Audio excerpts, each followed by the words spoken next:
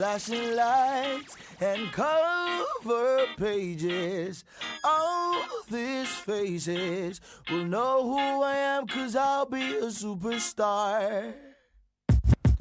Did you see me in the magazines? Tell me, what did you think of me? I'm a celebrity.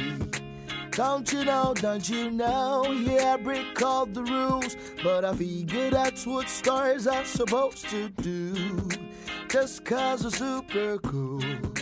Don't you know, whatever time of day, be sure to find me in my designer shades.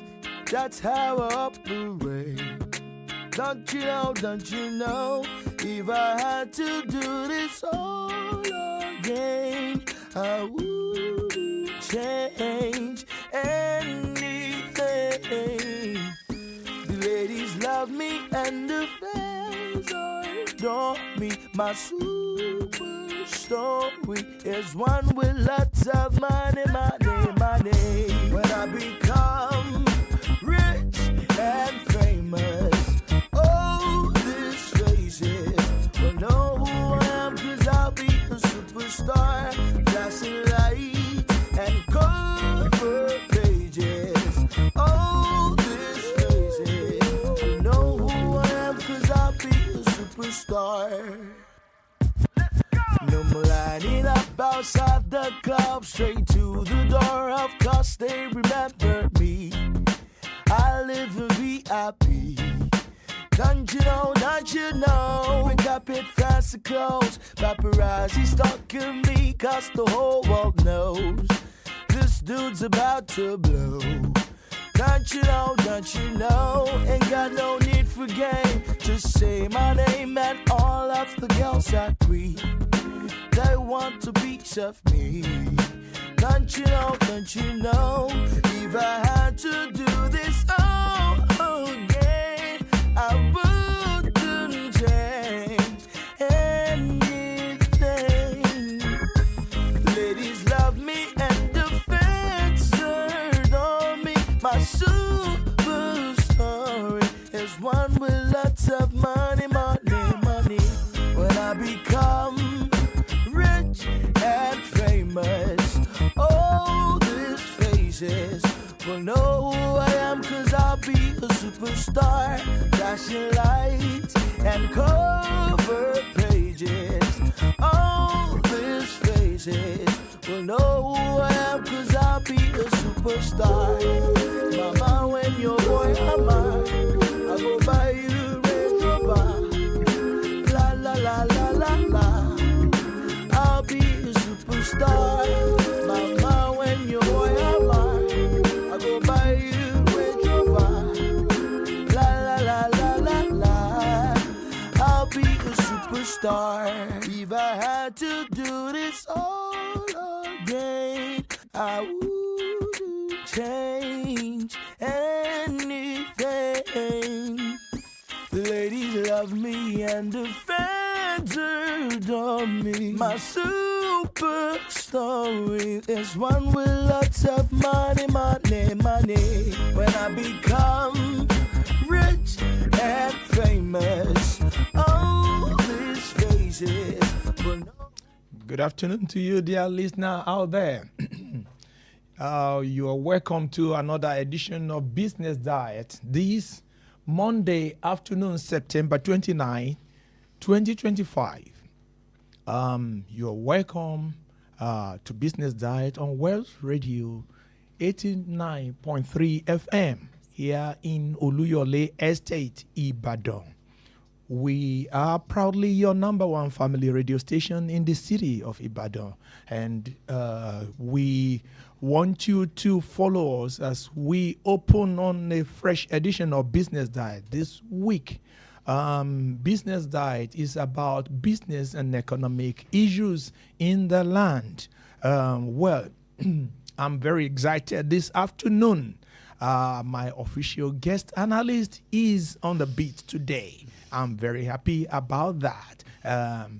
Mrs. Dolatbo Olufunmelade, good afternoon today. Good afternoon, sir. My listeners, I'm so sorry. I was unavoidably absent, but it was for a good cause. So I hope as I'm back, I will be able to make up for lost weeks. Yeah, she went for refreshing, and you can have a feel of it on that sound, on the voice, on the sound of her voice. Well, I can see you come back refreshed, and I know that we are in for a very good deal today. Yes, we'll be talking on our personality traits today, why we behave the way we do.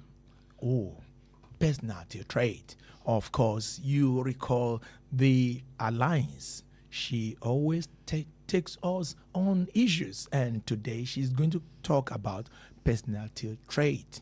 Yes. Oh, I remember in sociology, they say that your personality is not what you say about yourself. Who you are. Who you are in the eye of the people. Yeah, who you are. Yes, she's going to tell us about personality trait this afternoon. I can't wait to hear that. Before we got talking in the studio here, there was a discussion going on at the background about somebody, yeah. We were looking at the height, the weight, and we were saying you are in your best form. Well, I'm happy to also tell us that last week I wasn't alone in the studio. With me was an analyst, Olunike Makinde. Olunike Makinde is here this afternoon. How are you today? I'm fine. Hello and good afternoon to everyone that's listening. Thank you so much for joining us again as you did last week, or if it's your first time, welcome to the show. Well, women are specially made. Mrs. Dolatbolu Milade gave us very cool.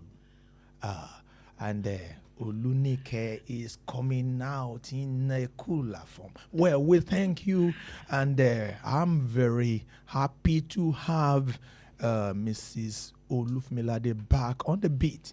Well, Business Diet, we kick off this afternoon with business and economic news, after which we will go straight into analysis, and then Mrs. Olufmilade will give us talk on personality trait. Before we go into the analysis, I would like to take the business and economic news. First, the headlines. Fuel price hike looms as Pegasan begins a nationwide strike. Experts decry effect of dangerous pesticide on food production exportation. Is part 1. Nigeria losing billions to oil theft wastage. Now the news in full. Fuel price hike looms as Pegasan begins nationwide strike. Nigerians may face tougher days ahead as the Petroleum and Natural Gas Senior Staff Association of Nigeria, Pegasan, begins an indefinite nationwide strike today, Monday. The industrial action, which took effect at 12:01 a.m., is expected to disrupt crude oil and gas supply, with possible ripple effect on fuel distribution and electricity supply across the country. Already, oil marketers have warned of looming shortages that could trigger a hike in pump price. Pegasan's directive to halt crude oil and gas supplies to the Dangote Petroleum Refinery has heightened concern in the energy sector. Power generation companies have also announced the shutdown of all thermal plants, a move likely to worsen the electricity situation in the country. The strike was declared in protest against the reported sack of over 800 Nigerian workers at the Dangote refinery for joining the union. In a statement on Sunday, Pegasan General Secretary Lumumba Okudbawa accused the refinery of violating Nigerian labor laws and international labor organization conventions, alleging that the dismissed workers were replaced by foreigners. All processes involve gas and crude supply to Dangote refinery should be halted immediately, the union insisted, while also alleging that military personnel had prevented its members from cutting supplies to the facility. Pengasam President Festus Osifo disclosed that the Minister of Labour and Employment, Muhammadu Dingyadi, had summoned an emergency meeting between the union and the refinery management for Monday. Meanwhile, the Forum of Concerned Nigerian Consumers has appealed to the federal government and the Department of State Service DSS to intervene urgently to avert a full-blown energy crisis. Experts decry effect of dangerous pesticide on food production, exportation. Agricultural stakeholders have expressed deep concern over the growing rejection of Nigerian food exports abroad due to high levels of pesticide residues. The development has not only raised serious health concerns over local consumption of chemically laden food items, but is also dealing a heavy blow to farmers and the national economy. Reports indicated that Nigeria loses more than $362 million annually to the rejection of its food exports on account of pesticide contamination. Experts warn that while Nigeria's farmland appear lush, beneath the greenery lies a dangerous over-dependence on toxic chemicals. The pesticides used for weed control and crop preservation are described as highly hazardous and corrosive, posing risks to both human health and the environment. The Alliance for Action on Pesticides in Nigeria, AAPN, disclosed that over 23,000 metric tons of pesticides are imported into the country annually, with more than 90% of farmers relying on these harmful substances in crop production and post-harvest preservation. AAPN's lead coordinator, Donald Oegbu, revealed that over 76% of Nigerians' agricultural exports are rejected by the European Union on safety grounds linked to pesticide residues.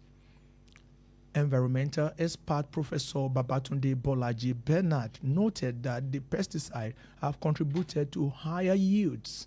Their long-term consequences far outweighs the short-term benefits. He held the adoption of Integrated Pest Management, IPM, which combines biological, cultural, and minimal chemical practices as a safer and more sustainable alternative. Stakeholders are calling for urgent government action to regulate pesticide use, strengthen monitoring systems, and promote safer farming practices to safeguard public health and protect Nigeria's agricultural exports. Experts warn Nigeria losing billions to oil theft wastage. Industry experts have warned that Nigeria is losing billions of dollars daily to crude oil theft, vandalism, and wastage, stressing the urgent need for the digitization of oil production and monitoring system to protect the economy. In a joint paper presented at a leadership forum in Houston, U.S., petroleum engineer at Nigerian Ajib Oil Company, Charles Day, and mechanical engineer and researcher Dr. Oluwatoyin Badeyan described the country's current oil validation process as outdated and opaque, leaving wide loopholes for theft and inefficiency.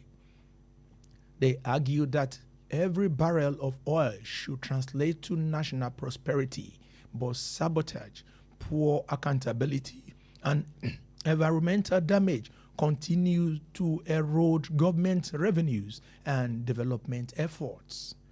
This is not just unfortunate, it is unacceptable. Nigeria cannot afford to let another barrel go to waste. We need bold, transformative actions, they declared. Oil theft, spills, and wastage have long raised both economic and health concerns in the country. According to the United Nations, at least 13 million barrels of or 1.5 million tons of crude oil are spilled in Nigeria since 1958 across more than 7,000 incidents. While global reports often blame oil corporations, the federal government has pointed to international and regional criminal networks exploiting security lapses to drive large-scale oil theft. Group Chief Executive Officer of the Nigerian National Petroleum Company Limited, NNPCL, Bashir Ojulare, recently described the crime as a sophisticated operation requiring cross-border collaboration to combat effectively. The expert urged the deployment of advanced digital technologies to stem the estimated 200,000 barrels lost daily, restore investor confidence, and promote transparency across the oil sector. They further called on oil companies to invest in durable monitoring systems and on host community to embrace accountability, warning that failure to act decisively will leave the country trapped in recurring revenue losses. Before I end the business and economic news, here are the headlines once again. Fuel price hike looms as Pengassan begin nationwide strike. Experts decry effects of dangerous pesticides on production, exportation. Experts warn Nigeria losing billions of naira to oil theft, wastage. That ends the business and economic news. Now, dear listener at home or at office or maybe your marketplace or any place where you are operating your business today, we would like you to join us in the studio as we deal with the issues one after the other. The news items that are read, we would like you to react to them. And you can do that by joining us in the studio by calling the studio lines. The studio lines to call are 0916 893 1000, 0915 333 4893, and the last number 0911 333 893. We would like you to join us by calling those numbers, and our engineers are on hand to pick the calls. We would like you to be part of the discourse because you are part of the system. In fact, governance is about all of us, and we should be effective in participation. We should be able to tell those who are the helm of affairs how we feel about the system, how we feel about governance in Nigeria, how we feel about the economy, and we should be able to give our own advice to them as input into the administration of our country, our state, and our local government administration. So we are expecting your calls. Mrs. Olufumilade, you are a woman of many parts. Let me remind our people, she is a pastor, she is a consultant in farming, or let me say gardening. If you you plant vegetable, you can call in and she will be able to give you a good guide on the right timing. I remember that time when I told you about my interest in planting some vegetables. You told me that you were yet to prepare the land. That was some months ago. But now How is it? Well, I'm happy that both of us are people of different parts. Farming this year, because of last year's turnover, it wasn't so lucrative. So I'm not really. Then the corn I planted, I'm happy we're talking about pesticides. I was so shocked. The pesticide I got did not work well. Wow. So I lost a lot of. But we've moved past that. So this year I'm going. It's just now I'm even doing some tomatoes, pepper. All right. I think I did some onions, and I'm just doing it. And I think me and my husband were trying to do beans. right. Beans is luck. Okay. Depends on the land. Yeah. So we're trying to try it out. Okay. So it is well. It is but well. poultries. Poultry, yeah. That's where the real deal is. Oh, that's Because where the Christmas real is around the corner. but then my headache with poultry now, I also keep poultry. Yes, I'm aware of that. Is the cost of the feeding. The feeding. Actually, with the feeding, I have learned a lot, because when you discuss with people, you learn things. Now I do organic. Okay. Because I have, my house is a farm. So we have pawpaw. So someone was telling me that the pawpaw leaves, it can serve different purposes. That you can feed them like a snack. So I've been doing all those things, and I've been saving some money. We have guava leaves. We have I think we have this other plant, saint leaf. I've been doing all those things, and they've been eating them. Okay, dry pawpaw leaves. Yes, I've been doing all these things, and so it has reduced.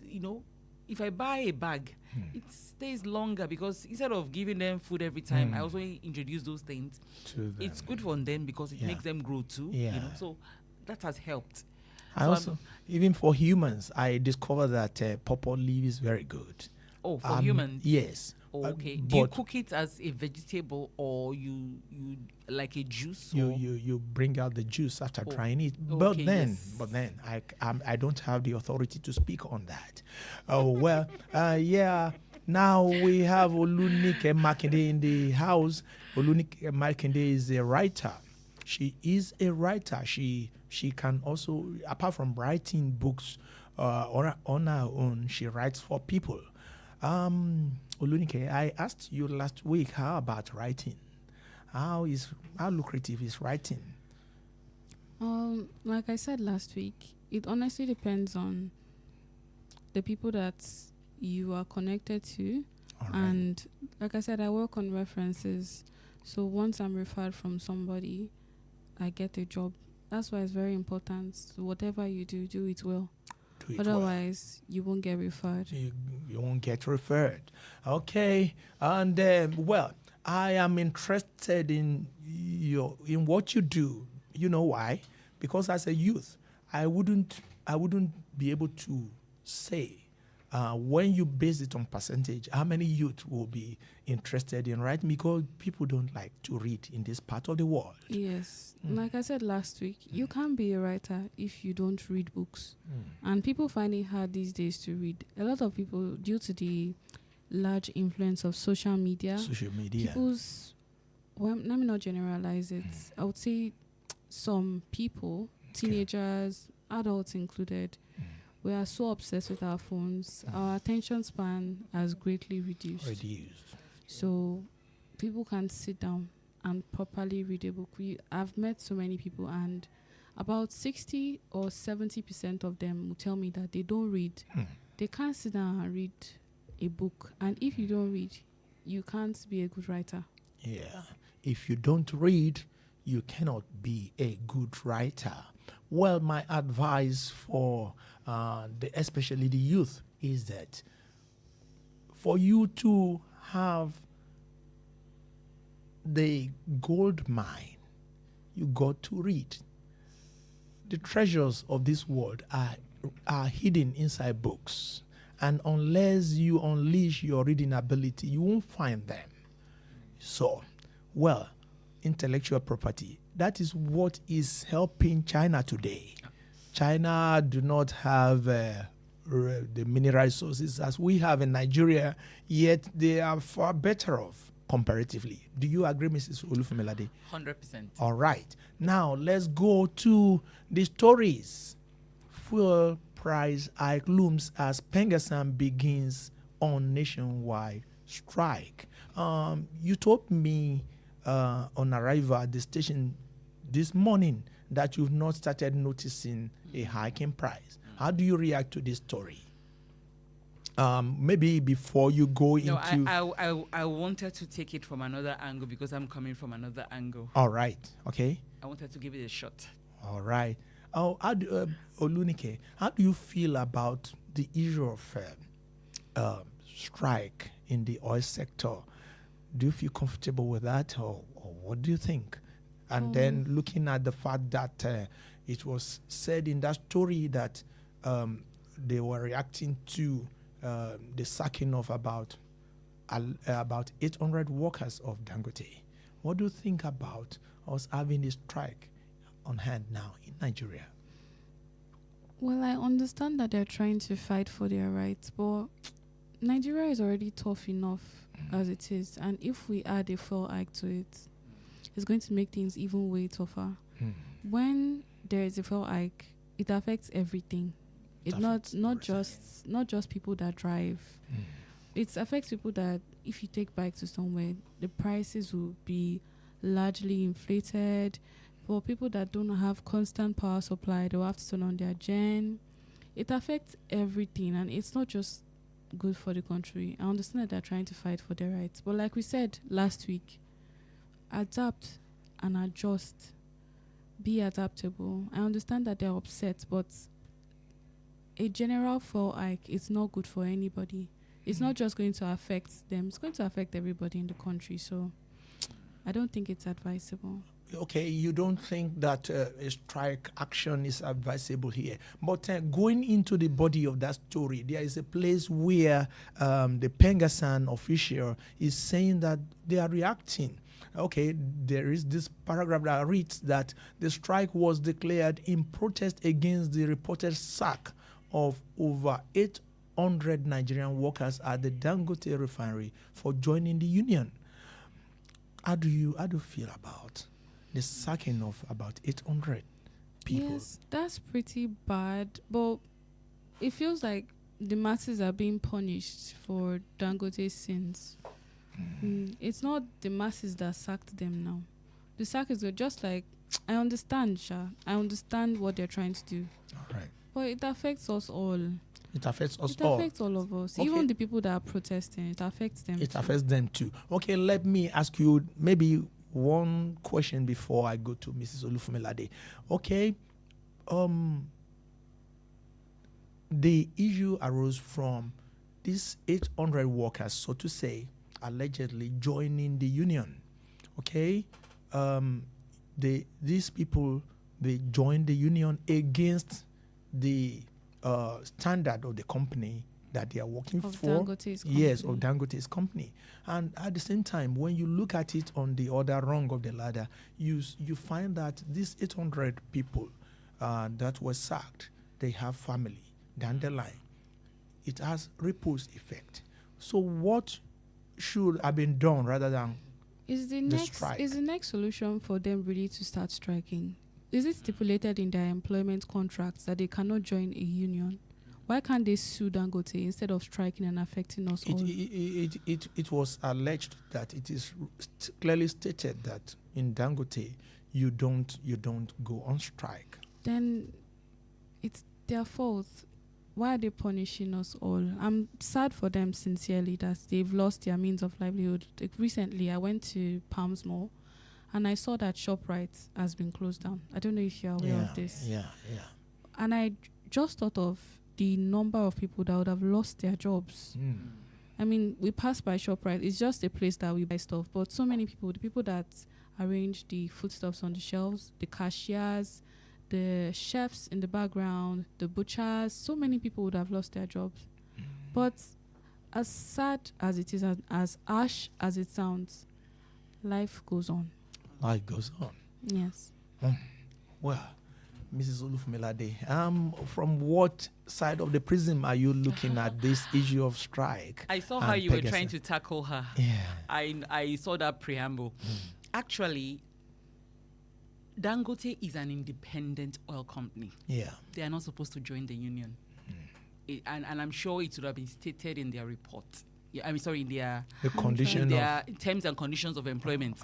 So they went against a law. Even this strike of Pengasin is not a legal strike. I mean, if you want to look at the Constitution, I mean, I don't know whether those that are looking at it are not looking at it objectively. Dangote is an independent oil company. They're not meant. I've worked in the oil and gas. I've been a Pengasin union person because senior staffs are those in Pengasin. You understand? So, companies. I mean, Dangote is not. It's an independent oil, so they're not supposed to join the Pengasin. So, and I know why they joined the Pengasin. They're looking for cover. Yeah. So that when things are harsh, somebody can speak for them.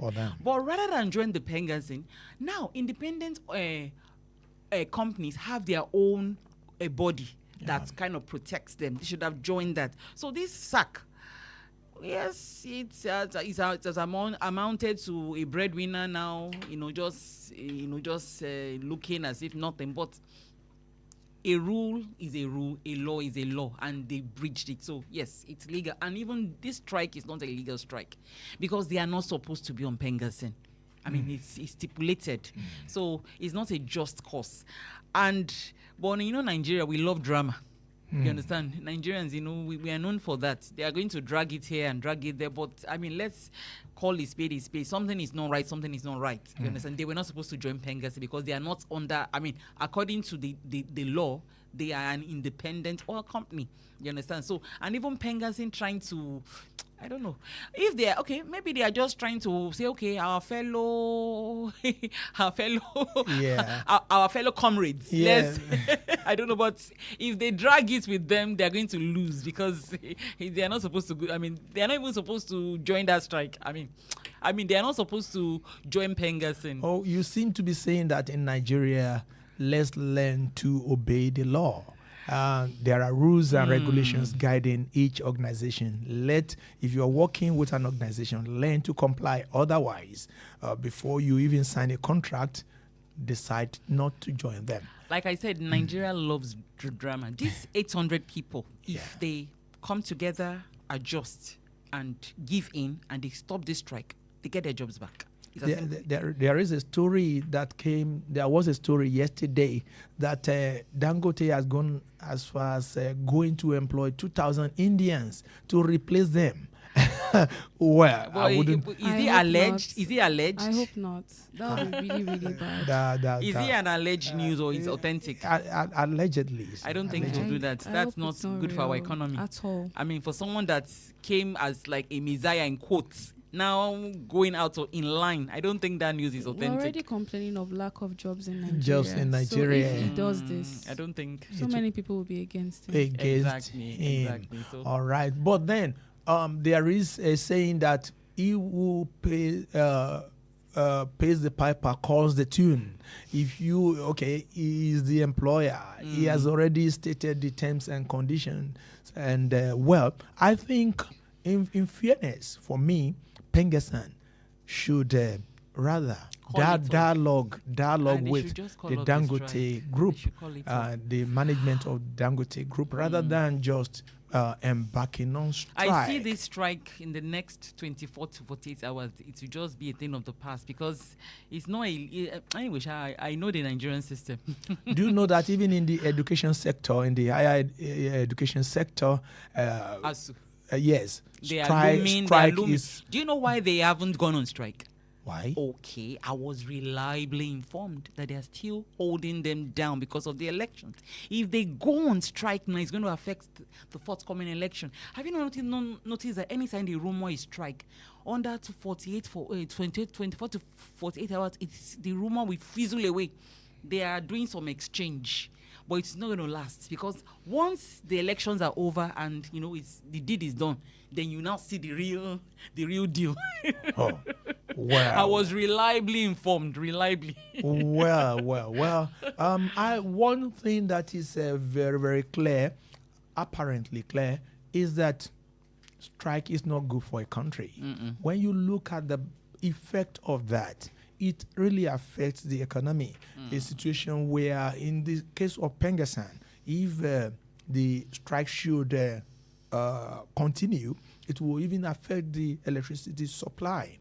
And by the time it affects that, it will have a backlash, a terrible backlash on our economy. What of the students? Even the Everything. students, Everything. it brings they'll get misdirected. I know a lady in my neighborhood. She's 27. She's just going to serve, and her mom is like, we're like sisters. And she was like, I didn't plan it for her like this. She said, did I know that before this regime came, during Buhari time, that they went on strikes like 2 or 3 times? Yeah. That was what affected her child. Yeah. That child should have even forgotten about NYC Yeah. and probably, moved to the next phase of her life.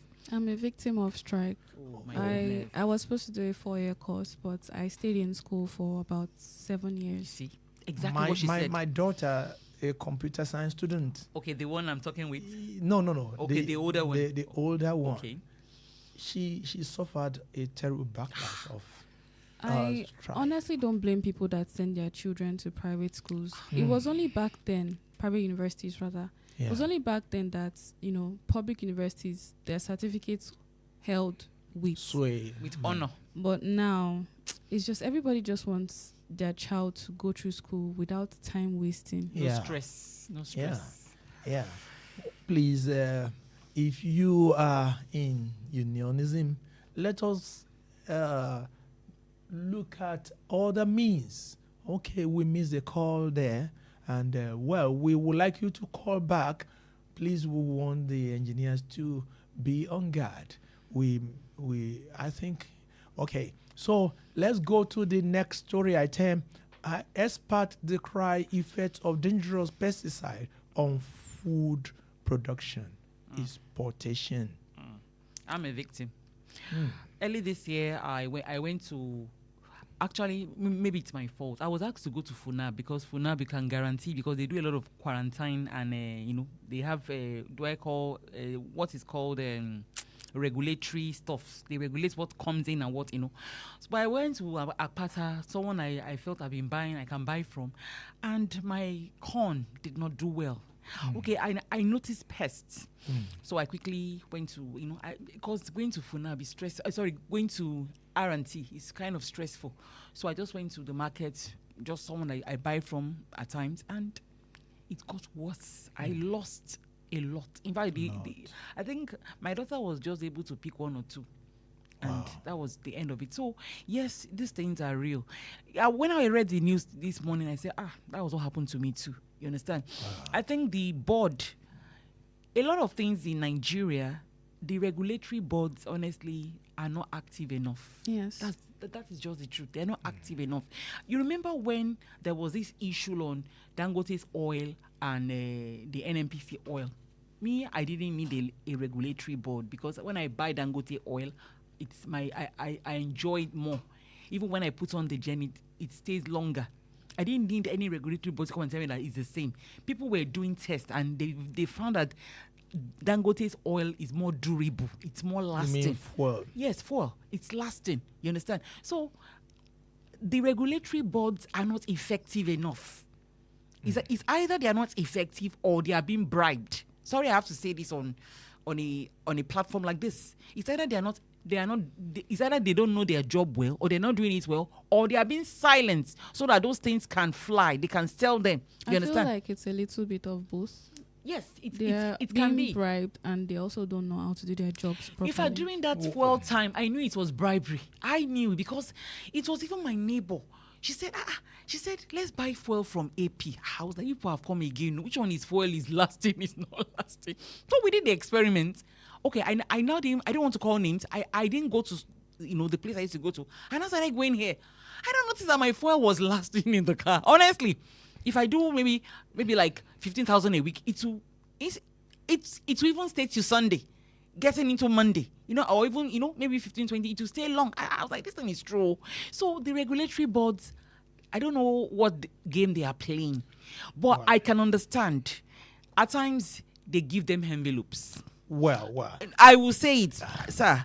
They give them envelopes to silence them so that those people can sell their things. I think they need to monitor most of the regulatory boards. Somebody had raised a cry, I think 2-3 years ago, but I don't know how that news went, that most of these our regulatory boards that are meant to protect us, they're not really doing their jobs. And it's causing havoc. Imagine they bring in a product that can kill people. You understand? And then you allow it to fly. But I love what NAFDAC is doing. Because their own is life and death. Drugs, they are trying, because they have their own board, regulatory board, that because of the drugs, if you take a drug that is not whatever, it's life and death. So I think they are more serious about their own board. But all these our food products, they're not really doing a good job. Well, for me, the issue of being bribed or not being bribed, we cannot establish that here. Well, allegedly. But I know that. I know you said something, and Olunike also back it up, that the monitoring agencies needs to be monitored. There is the need to monitor the monitoring agencies. But if there is that's need. not the only issue, though. All right. When it's the overuse or the wrong usage of pesticides, it's not good in terms of food security. Yeah. If we can't export our foods, that means in the near future, if something happens and we can't produce these crops in Nigeria, that means we don't have a backup. If other countries add seeds of this, for example, now ugu is synonymous to Nigeria. No other country produces it, to the best of my knowledge. And other crops like cassava, Nigeria is the largest producer of cassava. So if our crops can't be exported, that means there's no food security. Other countries can't store our products. That means if something happens, if there is a Nigeria where we can't plant these crops, that means there's no backup. For like 2-3 consecutive years. Yes. These crops have just disappeared from the face of the earth. So we have to be more cautious about using pesticides on our crops properly. Do you know one thing? Where the problem lies is that most of these chemicals that are used for as pesticides and for storage. Okay, storage. Okay. Most of them are not produced locally. But because you raised an issue about the standard is not really very encouraging. We have a situation where just anything could be imported into the country without checking the standard and the intricacies of usage. That's why the regulatory board, she said about application. Yeah. Even an illiterate farmer knows how to measure these things on their own, because over time they've gotten used to the sample. Great. I think the issue is what they permit in. It's either there's a laxity on their part, they're not doing their job well. Yeah. Maybe the volume is overwhelming, so you say it's okay, let it go. Maybe the volume of things, the influx, you understand? So they just pass it, you understand? They're not really doing a very nitty-gritty job. Wow. Because this thing just started. I can talk of it because I bought it in Akpata market, and that's the same place I've been buying. People that are selling don't know the difference. They just buy it. Hello, in your own case, you bought seedlings or seeds. I bought pesticide. Okay, my corn was being infected. My maize with pest. So I just went. You bought pesticides. Normally I should have gone to R&T because I have someone there, but the distance to go. I just went to Akpata and I picked. And the same Akpata plate, I buy it there. The thing is that the person selling doesn't know which one is bad and which one is not bad. You just go to his dealer and pick. The dealer too doesn't know which one is bad and which is not bad. So the issue is from those getting it. Yeah, exactly. All right. And the health implication of this, we imagine the health implication of eating a corrosive product, food product. The kidney is there. I wonder the liver is there. In my own case, it didn't even grow. It was malnourished. Because malfunctioning. Yeah, because but we have some that survive and they tried to export it, but they did not even pass the test, and so they were turned back. And now, these food products will be sold in Nigeria Nigerians will consume it. Yes. Do you know, can you imagine a situation?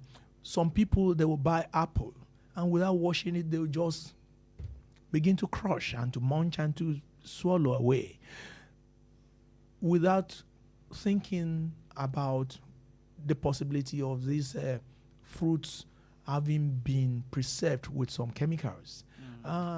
Imagining the health implication of that, we would want to speak to the authority where the Standard Organization of Nigeria needs to play the role very well. And whichever the other organizations that are in charge of monitoring things that are coming into the country, especially the edibles, like the NAFDAC, we will want you to do a great more job so that our citizens will be safe. A healthy nation is a happy nation. A healthy nation will be prosperous. So we have that future, and we don't want people to just bastardize it like that. Do you know that when you get to market, fruits, I don't like buying fruits. I like growing my fruits within my compound. But you can't grow all. You can grow all, but I've made up my mind that I shouldn't eat all either. I like that policy. well, when you have children and they ask for some particular fruits that you don't have, you will have to buy it. The thing in my house is that there's something I do when I buy fruits. We don't just, I say, hold on. You understand? I put it in water and leave it for a while. Then I just drop it in hot water and bring it out immediately. You know, hot water has a way of killing off things. Yeah. Then we put it in the fridge. Then you can now eat it. Because these abokis, I don't trust them. Well, and they are the ones that sell a lot of our fruits. It's not even those people alone. Even our own indigenous... well, let us move to part one. Nigeria losing billions to oil theft. Wastage. We have oil spillage recorded times and over, and in this story, it was reported by the United Nations that at least 13 million barrels or 1.5 million tons of crude oil has been spilled in Nigeria since 1958. Is that not very authentic? Alarming? Very authentic. Even during the time of Yaradua, I think during Yaradua's time, it was curbed. You see, the Ijos, they are the ones that are they are the heartbeat of oil rigs, and And this president, I just love his administration. It was short. You see, he was smart. He appeased them. That was when amnesty came in place. Those guys started defending those things. They beat people up, because he paid them. He sent a lot of them on training courses, He gave them. They said this is their land, that they want entitlement, and he gave them. And they did a good job. They protected it as if it was their own. But look at, after that, all these other ones don't want to do that. And these same guys are the ones doing, even these Ijos are the ones doing these things. That's the mistake that I think the government makes. They don't compensate the people properly. If you look at the state of places like rivers, you see how dilapidated the place is, how the oil affects the environment. Yeah. And they are complaining that, the people are chasing them away, they are protesting. But like she said, if you don't treat the people well, how will they protect your goods for you? And Nigeria should be doing way better than Nigeria is doing now, because other oil-producing countries like the United States, just other oil-producing countries, they are doing way better than us. And why is that so? And also, like she said earlier, regulatory boards, they're not doing their jobs properly. If they did, we'll be in a way better place right now. Well, for me, I think that there is still a great to do for us as a country. We still have a long way in terms of even the feeling of patriotism. If we have, you have a public infrastructure in your area, see it as a commonwealth that should be well preserved. But then, those who are there in that community should be well taken care of. Like in the south region, you see there water bodies are already bastardized Yes. by Yes. spillage. Yes. They can't grow any plants. They can't And they're not farm. compensating them. They're not even doing Yes, and anything they are about not well it. compensated. And Then- they expect Then their also the maintenance. I also want to give credit to. I also want to discredit the government. Most of these pipelines have been there for years. Are they Yes. maintaining them? Maintenance There's what we call culture. yes. many of maintenance. them. So they some are of them, leaking. yes, and they're not taking care of them. Let's not leave it to just. You see, these guys, when they see a loophole, they cave in Yes. and cut it and begin to do what they can do. But if the government who is spending money on maintenance, preventive culture, maintenance culture, I think it will also go a I long think way. that's a huge problem in Nigeria. We have very horrible maintenance culture. That's why you see a lot of monuments, a lot of tourist spots that have run down because Nigeria doesn't know how to maintain things. Maintain things. Why Oh, wow. won't we be complaining of a huge loss when it comes to oil spillage when these pipes have been there, like she said, they've been there for years without being replaced. replaced? Of course, it's leaking. Of course, the touts of the neighborhood are taking the oil and reselling it because you're not maintaining your pipe properly. Well, and the perception of our country as our country in the global space is being affected. Our personality trait as a nation, is it something to write home about? Let us not go into that. Personality trait. Good Let us. afternoon, everyone. All right. Thank you so much, sir, for the opportunity. My listeners, so sorry I've been unavoidably absent, but I know I left us with a lot of things to leverage on: power, responsibility, quite a lot. Today we'll be looking at personality traits. I want to leave it as, why do I behave the way I behave? Why do you behave the way you behave? Thank God for classification. Some of us are cholerics. Some of us are phlegmatics. Some of us are sanguine, and some of us are, a little bit of it here and a little bit of it there. And our personality traits, we don't have control of it. It's just the way we are. You understand? You don't have control of some people are naturally very witty, very amiable, very friendly, very warm to be with because that's the traits they have. And your trait is embedded in your DNA or in your genes. You understand? It's there. It's embedded there, and it shows in the way you act, in the way you behave. You don't have control of it, but you can now begin to fine-tune it.